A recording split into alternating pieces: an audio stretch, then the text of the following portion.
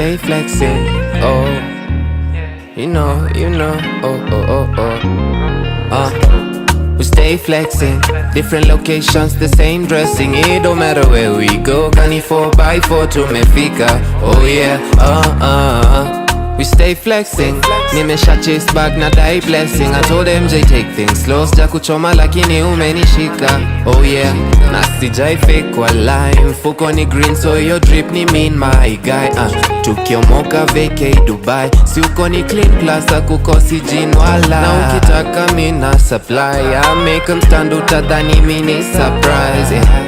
Plus you know everything is design. Utadhani ni Mr. Price. Utadhani ni Louis V. I don't know why amekuwa mrowi.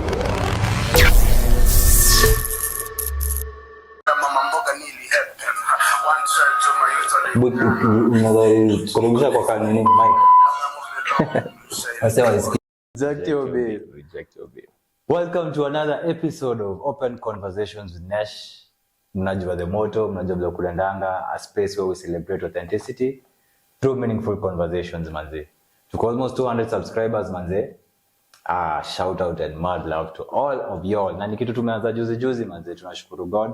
Kwa sababu mna watch na subscribe bana, need your support bana. Subscribe hapo chini manze, niendelea kuwapatia vitu moto na maguests wenye na waleta hapa manze. Muendelee kuona very unique and interesting personalities. Like for today, we are having Chalo, also known as introduce sio stasema. Kuna Chalo in the building. Yes, sir. Very good friend of mine, creative mwingine manze. Nilipenda his works. So I'll let him do that work for himself. I'll let the intro ajifanyie mwenyewe ndio ndo anajijua. Haya. Wagwan fam, this is Open Conversations with Nesh. Now I'm your guest for today. My name is Martin Charles Njunge Mwangi. Yeah, I got 4 names, but kitu ananijulianga mostly is music, and my rap name is Craze. Double K-R-A-Z-E. All K's for the broskies. Because we be kings. Pale YouTube, subscribe to his channel. Akona really good works. Craze. Anaenda kufika 1000 subscribers maze, so mnaweza mpiga support hapo maze. Yes sir. Msee mwingine mkali sana maze, creative, and most importantly I just love nataka kudebug his mind today because it's a very interesting personality. One of the individuals who I just love sitting and having a conversation with maze. Itwa mzee mzima Craze Chalo. Tunaweza ingia init manze, tuanze init manze. Tuambie jani yako ya creativity ilianzaje, and actually forgot to mention anafanya engineering. So tell us about yourself. Why music? Why rapping? Why singing? All that manze. Tupigie story yako manze, tuanzishe jani manze kwenye ilianza. So mnajua tu vile wase wakikaa hivyo behind the screens when you're a kid. Ako ka motivation kutaka kuwa star. Yeah, I took it seriously. I took it literally. Yes. And ilianza kitambo when I was a kid. I have big older siblings, so the influence, yes, last born was my mom. Yes. But I have younger siblings. Okay. But so the influence from the older siblings, the hip hop culture, mostly emanate from the international artists wenye mnajua vizuri, Eminem. Eminem, the biggest inspiration. Manze mbaya sana. We see the typical Jay-Z. Okay, not really.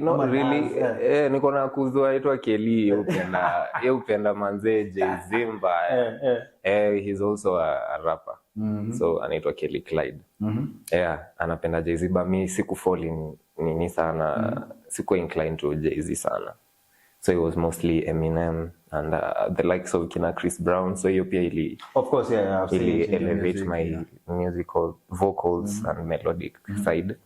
The hard hip hop side ni Eminem. Alafu kwa locals unajua there's local artists, Sauti Sol and all. Yeah, so basically ilianzia ya primary. Oh, ilianzia primary. So when did you know you could sing? I'm a rap. Okay, I'd say singing nimekuwa nikifanyanga tu vile wase ufanya, singing in the shower, whatever. Kiasi tu but nilianza initially ka dancer. Oh, wow. The things tulikuwa tunafanya, so unajua zile road shows za magari zikipita vile wasifanya. I remember. Bas. So mimi nilikuwa naenda hapo napiga show mbaya sana. Natoka hapo napewa gifts. So niliona manze vitu ya free tu kusongesha hivi mgumu. So ilianza hapo, but nika grow into music I guess in high school. That is when I knew I could sing and rap because niliingia music festival. Oh, so music festival ni wale wase wako funky. You are never in class, never in school. Nini wale wase amkukuanga kabisa? Hatukuwa missing mbaya. So music fest nilikuwa side ya choir. You know music fest kuna verses and all, but nilikuwa choir.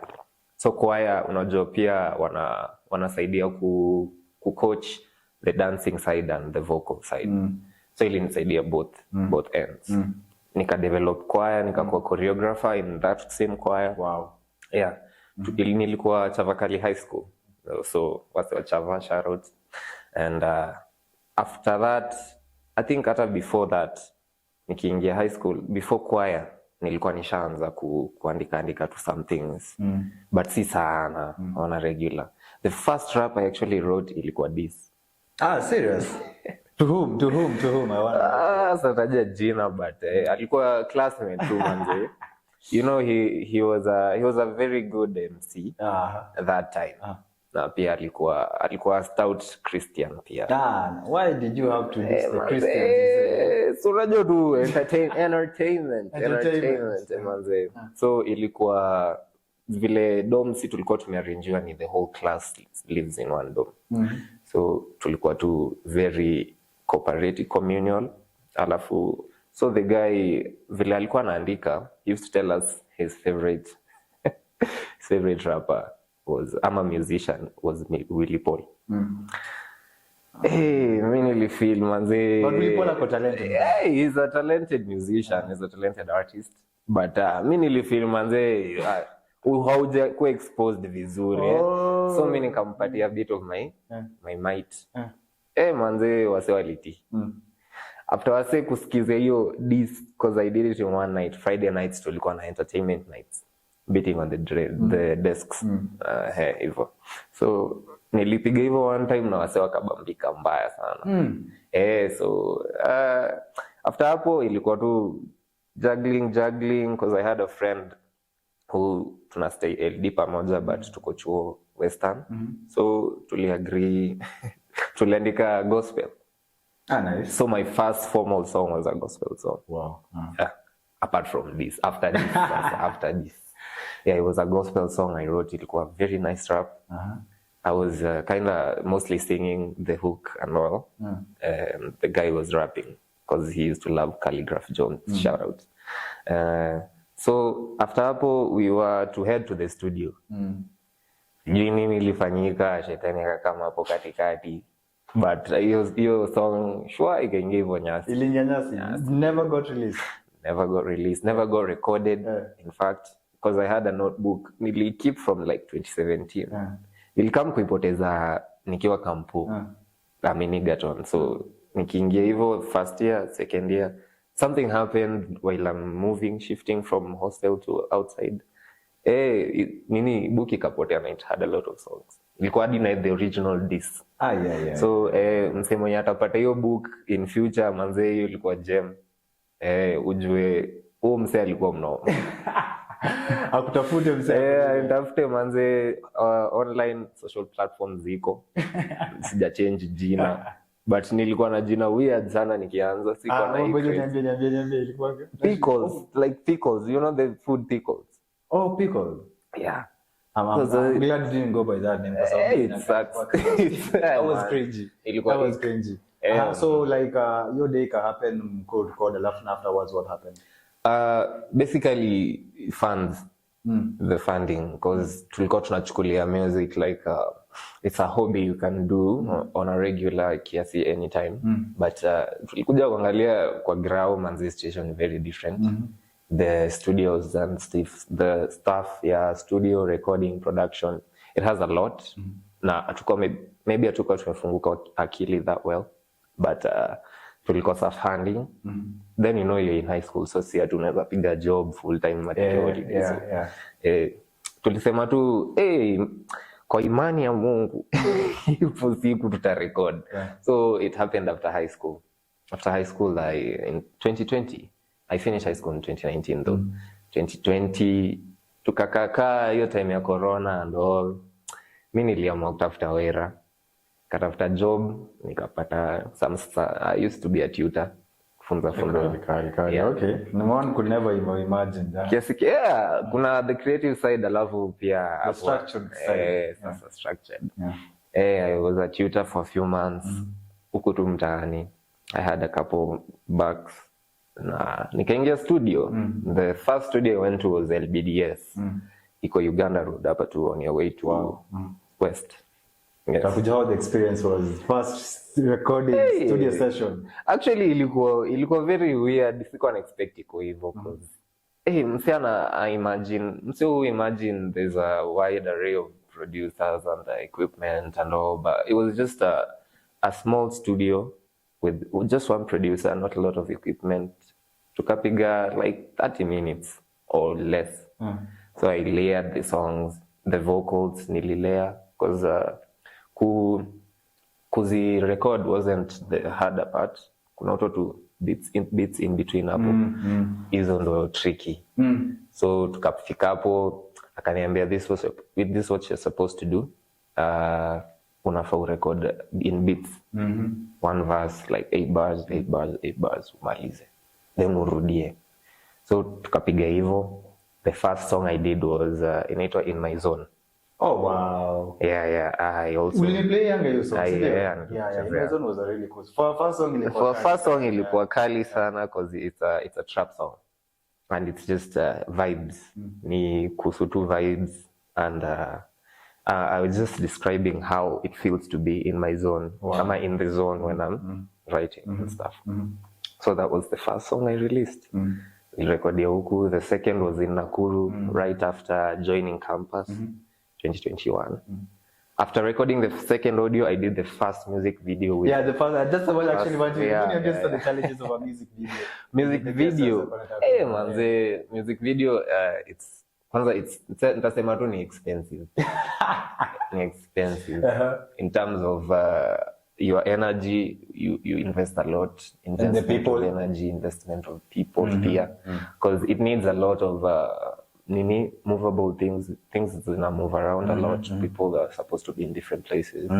Nikaka script, nikaka movie. So I like doing my music videos kama movie. Najaribu tu kushow say there's this idea I had.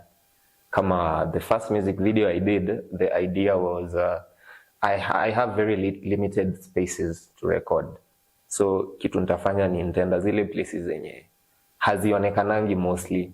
You might pass a street na uta notice hata jina. Uta notice this one is Tomboya Street ama Tomboya Avenue. So idea ilikuwa tu kushift like nafanya mimi nikuwe the point of focus. And sorry for interrupting, but guys, videos I won't say, especially that first person like ulikuwa na wase a lot of people. Like go and check out his videos. Like ilikuwa very innovative. Kulingana na the budget and that's the first video he did. That was really cool. The idea was tunawork nako ka space tuko nako because shule kushoot ni illegal by the but tulifanya lazima tupate tu njia. Wasisikize staff wakuja wakujike. By the disclaimer. But tulifanya vitu, then I made a WhatsApp group. Nika add my friends because it's easy to socialize kama uko kampo na there's a lot of people around you. So I just worked with people around me. You know, kwa vixen. Then for the ladies, turn up kidogo ilikuwa tricky. Sasa najua hapo ndio disappointments na kuanga. Nikaenda time unakanga bad. Alafu na wasao kosa kutokea, manze una feeling mtiaji? Yeah. Okay, but pia silaumu ladies. Kuna vile you know music industry manze iko na visanga mingi sana na coercion and all hizi mahawks wase ufanyiwa, you know, pia kutolipwa. Mse anaweza kai vione manze mse anado. Exactly. Na ameanza juu especially for like an upcoming artist. An upcoming artist who is a comrade. Who is a comrade jamani. But we managed to pull off your video vizuri sana. So that's why like niko like wow. That was really really cool. So turn up iko fiti, and then so what happens after that? Basically ukipata turn up si fiti, you will have to improvise. That I say you try, you will have to improvise. So that's what I did. Nika improvise some few aspects of the video. Nika change ideas. So niko na videographer, but it's like I'm directing because I'm a videographer. This is how we shoot it. This is what you are supposed to record. Hey, Kali, so like you're also a director too, you go like something you love. Yeah, I'm a creative. Kali, full on creative. Creative director. So hapo hivyo tulifanya some improvisation with the people and the resources we had, ikawak manze. Nikaachia editing my videographer. Frames by Malu, ama Malu Portraits on IG. Shout out. Wow. Yeah. So like after the video ilikuwa complete, like how did you feel? Like after you did your first video and everything is done and sorted out, like how did you feel? Unajua the best part about all this, the creative process, it's the process itself, Exactly, the journey itself. The best part, not the destination. Yes. Unapata manze, ukitravel, you see so much on the road, ama you can do so much on the road. Na ukienda place, ukishafika place ulikuwa unadai, you only have to do what you needed to do. Yes. Yeah, so the journey itself ndo ilinibamba, na the creative, the production and all. Hiyo ilikuwa the best part. The second best part ni kuona the finished product. Exactly. So like how did you feel when the finished product ilitoka tu ukakuwa like okay, I created this manze with what I had manze, nili create stuff, because I remember also in show that ulikuwa hadi una DM kina Buti na at least wana reply. That's because they see something manze. Ukiona mse kama Buti una DM na reply, it's because manze anacheki kitu unafanya manze, at least legit.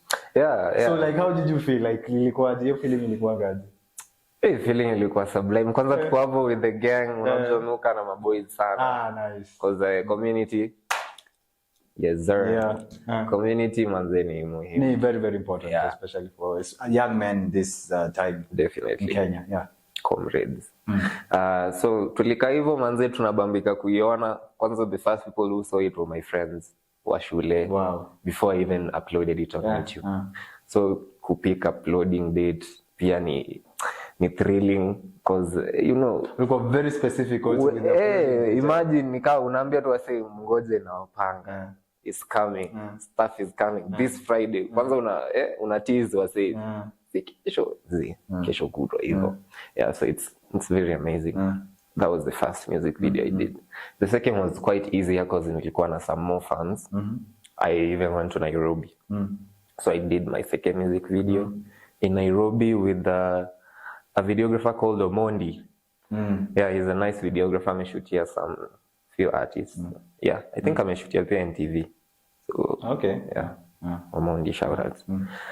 So is the second video iko na the thrill kama the first video? Ama second video uko like okay, this is what I get to do. This is something that I experience, or this is just me. Ama bado the adrenaline rush ilikuanga bado in the second video? I think adrenaline hukuwa tu when you are making something new. Especially kama ni something you wanted to do for a very long time. Yeah. Predetermined. So I think kitu ilinibamba ni the fact that I can do anything different than adaptability, especially as a creative, is very very important. Lazima unaweza kufit in hapa na like kwa box. I think hapo is when people get used to you, alafu tena unakuwa stuck. In a way, because I describe my music as a fusion, basically stuck kwa boxed in. Yeah, kabisa. Yeah, because I've done a lot of melodic hits, melodic tunes. Ni hits by the way, hata kama numbers hazionyeshi. Yeah, because unazifeel, the feedback I've gotten is very positive from all sides, from all states that I've been in. It's really really really cool. Nimesikia hizo vitu zako manze, and it's na sasa mimi uchocha ukiona nimekwambia ukamshow manze, like it's like nilicheki kazi yako na niko like manze, I like what you're doing. So after the second video, what happened?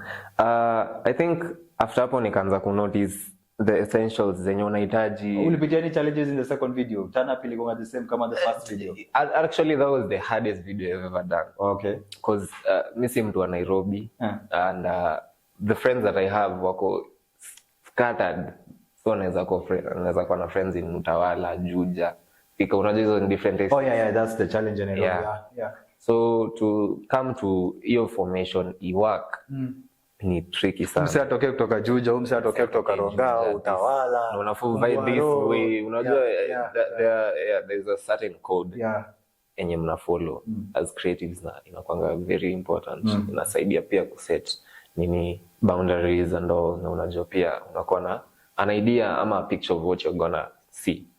So ukiambiwa say there's this kind of code, dress code, na mse akose kuja nayo, pia inakuwa tricky on my side to try to come up na ways when pali uta fit in and all, usikae off, because the energies are different, you know. There's a way you can dress in a different type of energy. Yeah, so nili feel the hardest part ilikuwa finding people, especially my guys, because my guys so my guys pia ni my guys, because our say wenye nilikuwa nabonga nao, who I had at the time, they were very busy pia. So I'm grateful for those who turned up. It wasn't a large number. Totally shoot here around State House Road, Juja. So we did a number at Juja, in Juja, na ilikuwa fiti sana. So pia the videographer did me justice. Alifanyia justice pia. So the output ilikuwa tu fiti eventually. All the same, regardless of the obstacles. Wow. But ilikuwa one of the hardest videos nishaifanya. But bado ukamanage na ukatoa because both of your videos manze, it's manze ni like really it's very creative manze, ni kitu with what you had, like msee akianza, like if I was a sponsor before, like I'm putting my money on this guy manze, naeka my money on this for sure. You see the creativity that comes around it, the versatility msee, and what you're trying to do, because creatives, I think the best we can do is use what we have. Yeah, that's what I'd advise people. Just work with what you got. Work with what you have. And through that manze, unajua kuna watu wengine wanakuja wanasema wao ni musicians. But wewe nikiona portfolio yako like, oh, now this guy is a musician manze, unacheki. So kukuona hiyo portfolio, I think guys, is something that you really need to do, especially somebody who's venturing into creativity manze. Ukingojanga the perfect time never comes. It's always about finding and making time for what you want to do. Na hata like ukikuwa too just careful, God atakuonyesha watch and the people that amekuweka around you so that a product can finally be seen. Ni kuanza tu your stuff. You cannot say you're a musician when I don't see your music. You can say you're a podcaster when I don't see your podcast. So tell me about the collab you had with the Nigerian man. That's also an interesting story. No man. I had a song with I think it's my latest song. The latest song with the Nigerian guy. It's like almost a year ago. But tulipatana tu online, Instagram. You know Instagram iko na tu na wasi wengi wakali. People are showcasing the stuff. So before Instagram, Spotify ilini recommend. So he just played his song. The song is called inaitwa aje? Thief. It's off his album, his EP. The guy is called Big Thug. BHIG Thug. Thug. So mi nilisikiza hiyo song ikanibamba. Mi kawaida vile mi ufanya, it's actually I've done it more than once for different artists hata local. Nasikiza song Spotify, then I'll go check socials kama zinaingiana na hiyo jina. Taanza tu na hiyo jina. Basically half the time ama most of the time utapata they turn up exactly like the profile ya Spotify inaonesha. So kama ni Big Thug on Spotify, nikaangalia tu IG nikapata Big Thug, nikajua ni yeye. He didn't have a lot of followers, so hiyo pia ilini shock. Kama tu sasa hivi I'm shocked, mi si superstar. I'm shocked, but we move on regardless, man. Nilicheki IG yake, I DM'd him. I say, yo bro, your music is really nice, and I'd really like to work on a way we can both market ourselves on in different areas because ni Nigeria and Kenya. The time mtakuwa nasikizwa Nigeria, as that will be just new audiences. Yeye akisikizwa Kenya, it will just be a new audience. So pia aliona ina make sense. Unajua pia unafaa kuwa na sensible ideas pia. Kiwa msanii try to be sensible na authentic in a way. So ikakam hivyo, nikamshow there's this project. Sijui kama itakubamba, but ikikubamba we'll work on it. Isipo kubamba, I'll send another project because hiyo time nilikuwa na work on the melodic side of mine, and nilianza na afro because afro inakwanga very widespread. So yeah, I dropped him an afro beat, ikambamba through his email, ikambamba na akareply, na yeye alirecord on his side. So you know there's this song inaitwa Come Closer by Wizkid and Drake. Wizkid and Drake, yeah. Yeah, you know the video, classic song for sure. Yeah. The video manze Drake hayuko. Na for the audio, I'm pretty sure Drake recorded his verse akiwa somewhere else. US, and Wizkid recorded akiwa Nigeria. Though Wizkid is signed to the label iko US, Atlanta. Yeah. So that's what happened. He recorded his beat, I recorded mine, and it just came together. I'm very thankful to my producer T-Brazy. Yeye ndo amenifikisha hapa manze. Oh yeah, I remember the producer because yes, your beats are also fire. Yeah, 99% of my beats. Yeah, ni fire, yeah, for sure. Unajua si nika Future na Metro. Future na Metro. We don't trust you. So that was how the collab. Did you love the finished product that you guys had with the Nigerian guy? Actually, I liked it. Well, will you feel aje? Mili ni bamba sana. Because nilikuwa nafikiria alternative was a friend of mine, a local friend of mine anaitwa Loki the Great. Loki the Great. Yeah. Guys, you need to go and check Loki the Great. I think hata mnamjua. Future guest kwa hii podcast. Yes sir. So Loki ndo ilikuwa atupe verse. Sadly pia alikuwa busy working on his album. Inaitwa Rise of Greatness. You should check it out. I love his song Maestro. Actually, yeah, Maestro. Maestro inakuanga kali. I think it's off the album. Yeah. That's one of the best albums nimesikia from a Kenyan artist. So yeah, yeye ndo alikuwa alternative na nikapata pia ako busy, so I just had to improvise. Nime-improvise a lot in my music career. I think hata hiyo ndo imefanya these things, na most of the things na improvise ndo zinakam kubamba wase the most. Exactly. Yeah, so it's funny how God works kwa situation. Wacha tuendelea kwa hiyo story. So uli improvise na ikakujeka kwa hivyo kali. Bas, kabisa. I also had other Afro songs. Bado tu ziko kwa Vault. I have a lot of songs kwa Vault. Yeah. So I had an Afro song. The other alternative feature was Tabi. This is chick named Tabi. Noma sana. Mimbadi na Caterpillar. The song is called Lika. I don't think I'm familiar. Yeah, but nitakushow bado. Siko tu naye. But I'm traveling, so nikirudi nitakushow. Yeah, anaitwa Tabi, ni noma sana. Check her out. Tabi, anaitwa Tabi for life. So yeah, the fans wake wanaitwa for lifers. Nice. Oh, yeah. For lifers. For lifers. Nice. Okay, the journey imekuwa interesting sana.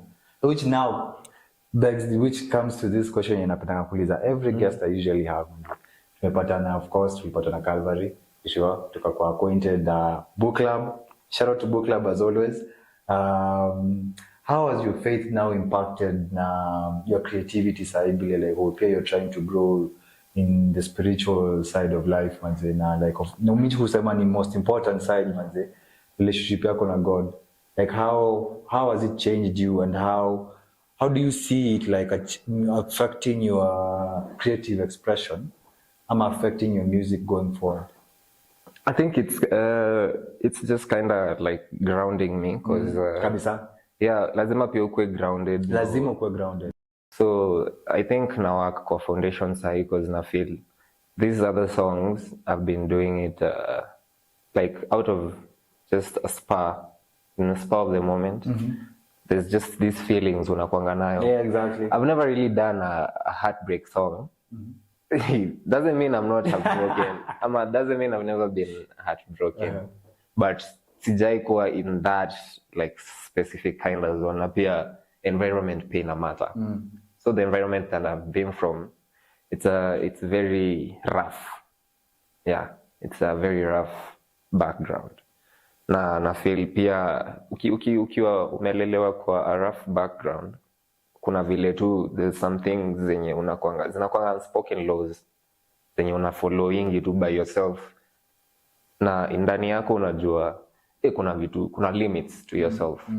So mi vile nili notice pia nafaa niangalie the things around me na the background around me, so ni kama kwa Christ, na it's been a while tangu nifanye hivyo, sija drop any music because na feel pia nafaa nijidevelop differently. Yeah, for sure. The kitu ina take time, na you really have to, unajua, be intentional when it comes to that. I think hata si kuwa intentional. I feel like ukiingia kwa relationship na Christ na make it manze, the main priority of your life, kuna vile tu intentionality na kuja in the way you move, in the way you think, in the way you interact with people, hata actually the people you interact with, like unakuanga tu very choosy. Na coming from a place like I'm better, but I'm coming from a place where okay, kuna vile life yangu saa hii, kuna vitu, a lot of things ina change manze. Kuna vitu zenye nilikuwa napenda kudu manze, saa hii kuna vile yani sijisikii, yani like it's a supernatural thing that happens,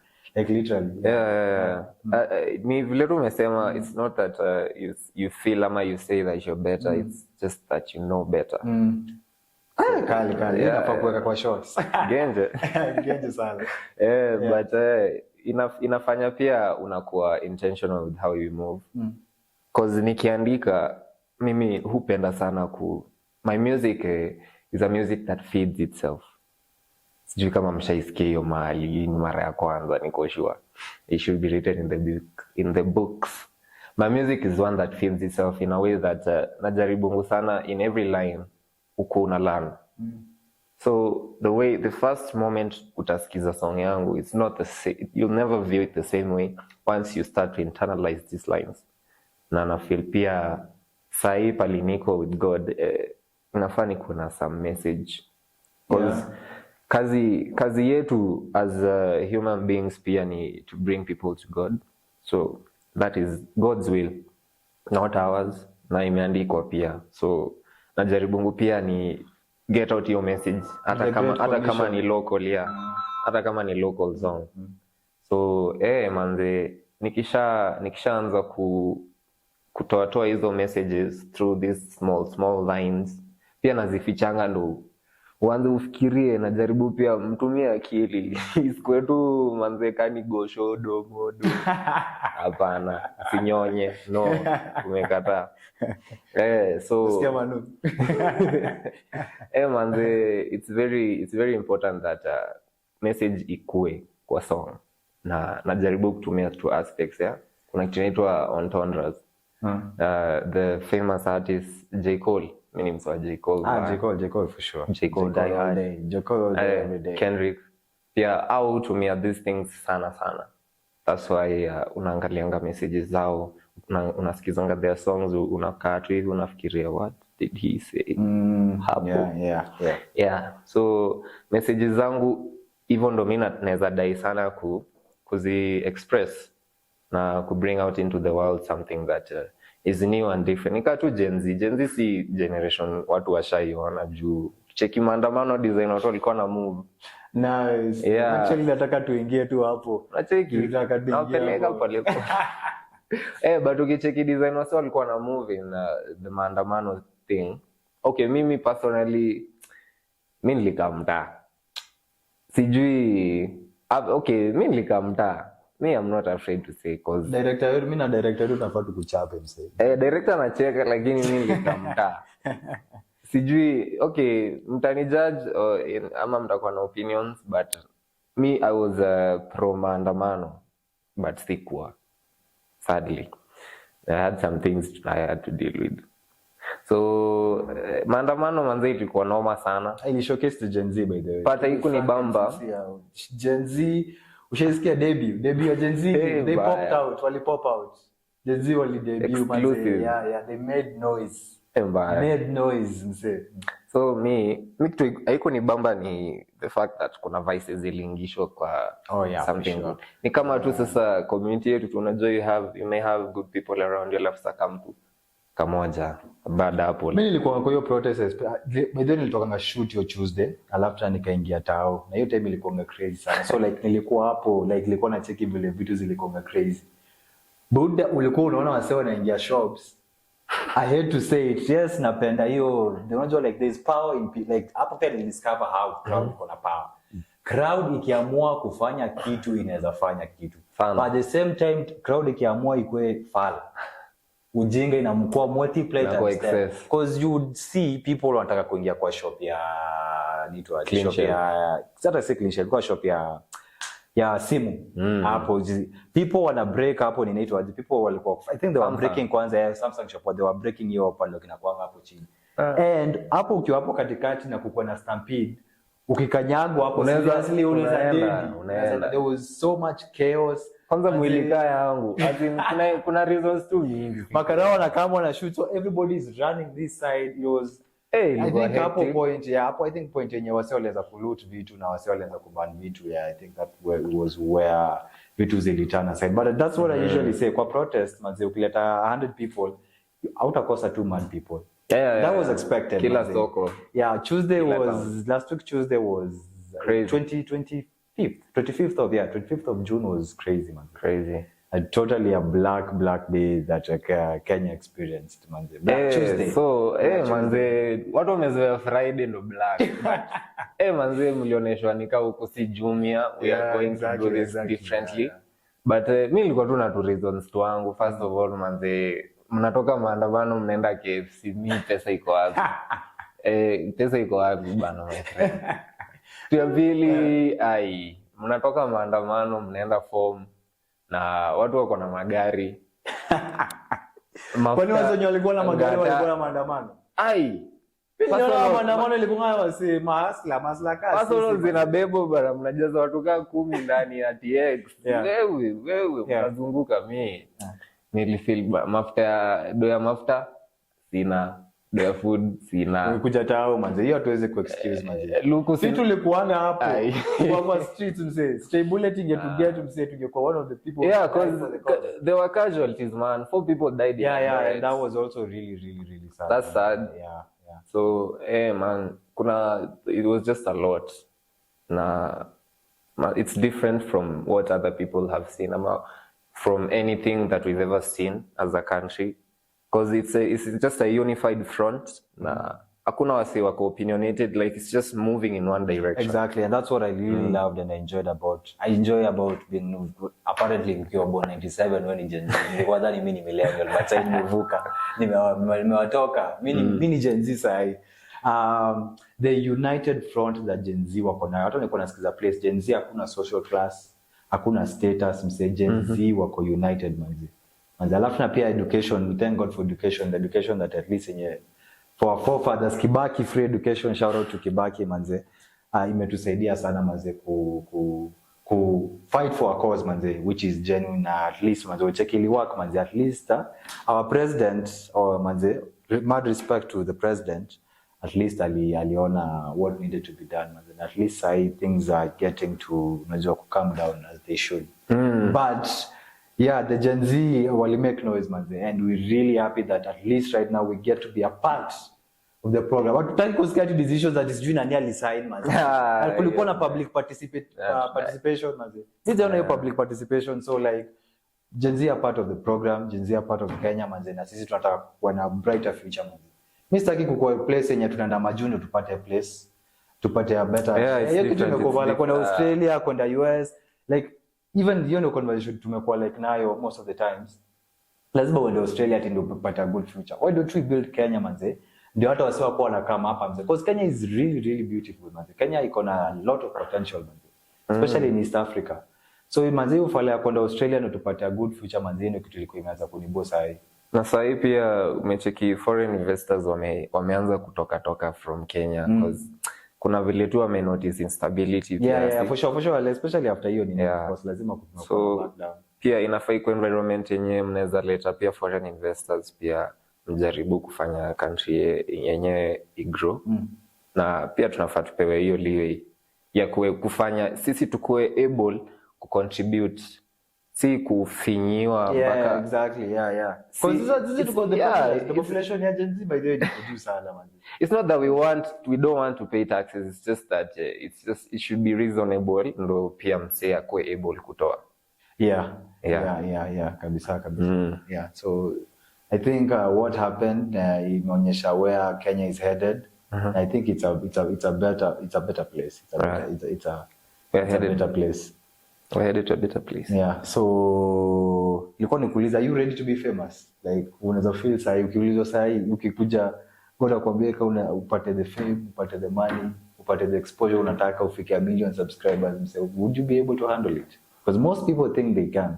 Have you ever really sat down and thought about it? Yeah. Juzi like after church tu jioni nikakaa tu hivi nikajiuliza, manzi, is this even really what I want? You know, because despite the success, pia there's a dark side kwa music industry, na wase wengi huwa hawa open up to the dark side, like wa open up about the dark side, na iko evident sana because for the fame utapata iko na a lot of things you're supposed to do to get to fame, na pia most of them hazikuangi in accordance to God's will. So unapata you just go against God's word ndo ufike hapo, na the end never really justifies the means. So pia wanaangalia njia unapitia, it's not about the destination. Tumekuwa tukisema hivyo, sio? It's about the journey. Yeah. So I think pia mse anafaa embrace your struggle, because your struggle pia inakusaidia. Exactly, and that's actually what I wanted to come, kwa sababu by the way, especially kama uko na faith na embrace the struggle man, God atakuonyesha why unapitia vitu unapitia, which is sasa inakuanga worth, because saa zingine as human beings tunatakanga kila kitu ikuwe some certain type of way. Nikikuwa na mita ndio nitafanya hii stuff, nikikuwa na 100,000 utatoa hii video man. But at the same time nimekam to realize you just trust God mse na use what he's given you man. Anakuonyeshanga how the journey, because the journey bwana, nimependa hiyo stuff. The journey is amazing. The journey is super sweet man. For sure. Yeah, exactly. Kama ingekuwa tu ku make it to hivi once man, I don't think atongeza kufeel. Inakuanga very different when you had zero and you're somewhere. Na ukiwa na a foundation, then you just grow from the foundation. Especially the character. Sasa hapo nilikuwa nataka kuangalia. In terms of character. Without the journey there is no character. Yeah, because unapata kuna wase most ama wase kadhaa kwa music industry, and it's not a bad thing, who are sponsored by their parents. Sisi kwetu bana, ukileta hiyo story unaweza ekelewa pigwa hapo uone blank. But I'm just saying, I'm saying this because wase wengi sana hawajui hiyo struggle a lot. Pia mi hukuwa grateful because si struggle sana in terms of kwa production. I have a producer. Yeah. T-Brazy has been my producer. Actually tulikuwa high school moja. So unacheki hao ndio wase God ameweka kwa yeah. yako. Which is crazy. Tulikuwa high school moja manze, from form 1. We were even desk mates. So the biggest shout out to T-Brazy, and sija struggle sana juu yake. And pia kuwa na videographer, as in kwa tu na team. Kwa hiyo song ya the Afro song I told them money pays, let me come up with a team. Can I have your permission to post your sure. During the end or the beginning, I'm going to think about it. Yeah, the flexing song. Yeah. It's a very nice song. Mi ni bamba. Those iskizange. I don't listen to my music a lot, but most skiza tu once na when I do ni bamba. Yeah, because ukishamaliza ku create something, it's like going back to the same episode. Yeah, you can't watch your episode 1 like. Nikweli, I don't even watch my episodes sana, like I really nakujanga niangalie snippets ni nini. Na focus on it. I find it cringy by there watching myself all the time. Hadi mimi feel hivyo as an artist, so ni ngumu sana nijiangalie. Yeah. Because wewe kazi yako unataka tu in the moment to produce something great. Na hopefully the people like it. Now that's up to the people, and you pray to God that unajua wase wata like his stuff, unajua. Muangalia sana like naangalia the outwards ndo nipate pia like some source of inspiration and motivation. Yeah, that's why pia mimi I like listening to other podcasters. Yeah. kuna podcast zingine kali by the way. Yeah. And I really liked what you said about your team kwa sababu ukiangalia kwa life kama yako wewe kukuwa na producer like hata inaonyesha like God alikuwa amekuwa intentionally at that place ufanye stuff something that you really love doing because I feel like music is your highest excitement ama what's your highest excitement? One of your highest excitements. I'm quite excited about a lot of things as from a creative standpoint. Okay, from a creative standpoint, I'd say just doing new things like explore the unexplored for me because na feel pia nimefanya a lot of hip hop. So na feel still music. Because I feel like music is your highest excitement. Yeah, music is the biggest, one of the biggest I'd say one of the biggest excitements that you God uni excite pia. For sure lazima ianze na God. Manze because ikiona wase wanafanya vitu zenye God na alisema zifanywe pia inanibamba. Inaleta joy fulani man. Yeah, inaleta joy in your heart because seeing kindness, acts of kindness and stuff, you know. Pia kwa maandamano kulikuwa na hizo stuff. So people were kind to each other. Na hizo ni vitu God anapenda. So God ananibamba, music inanibamba. And just setting goals na create new ideas. Setting goals completely, achieving them.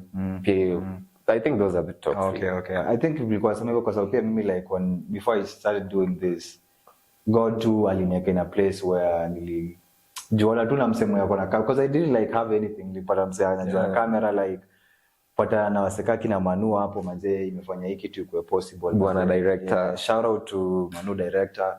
So kukuwa na hiyo team na kukuwa na hiyo group ya na wase wenye like wanafanya kitu without it unajua kukua kitu kubwa manze is really something that as I say is something that only God gives you. It's something that God gives you especially kama ameka plant your dream kwa heart yako maybe. So like as you said manze having a team, having a group manze ni kitu kingine poa sana. Na hiyo journey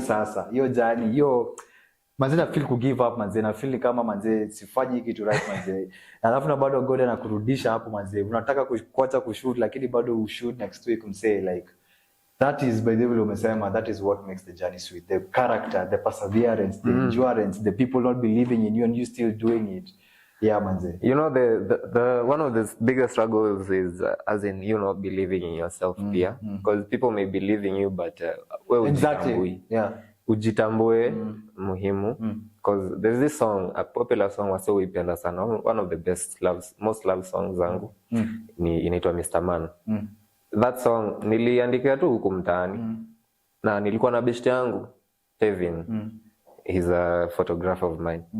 So manze niliandika but nilifeel if I die sijui mbona nikaenda kwake hata before recording kampigia hivi akaniambia manze kitu ni kali na nika trust na nikaandika tu vile nilifeel inaweza endanisha and it worked na that's the most loved song of mine. Wow. Yeah, so wase wote wenye wameisikiza wamesema ni kali and I'm grateful, I'm thankful for everyone who was a part of the production.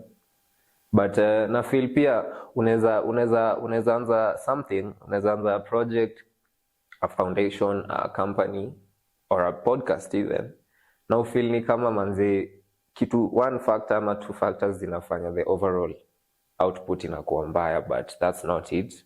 You should just trust na you push through na you know, maybe that itakuwa the best thing that will come out of it.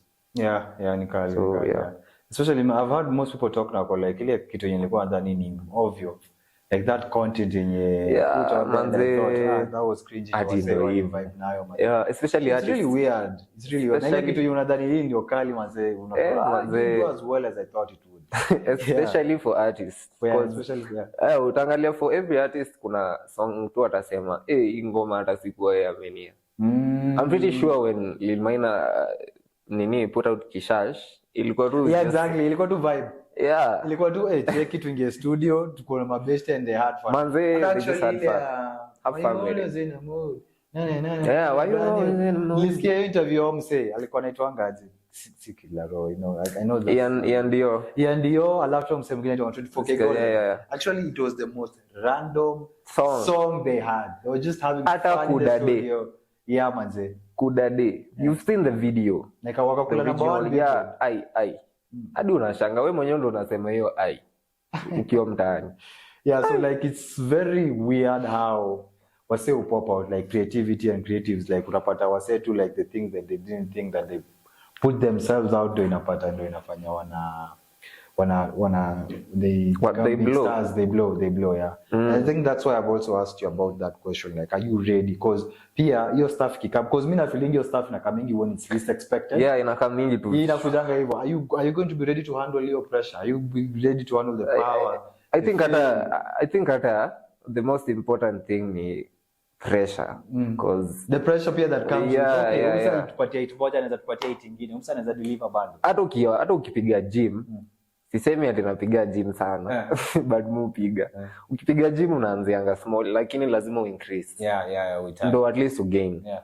So being in the same level pia necessarily haiku improve. But your pressure once ime increase hiyo manze, kama ulikuwa unachezea 60 mph unachezea 80 sai you move different. Because ukiwa on the first lane na mse mwenye tu ako tu hapa karibu sidewalk, the way motion ni different. Motion is super different. Na awareness pia ni different, because umse yako rada mbaya, because anything can go wrong.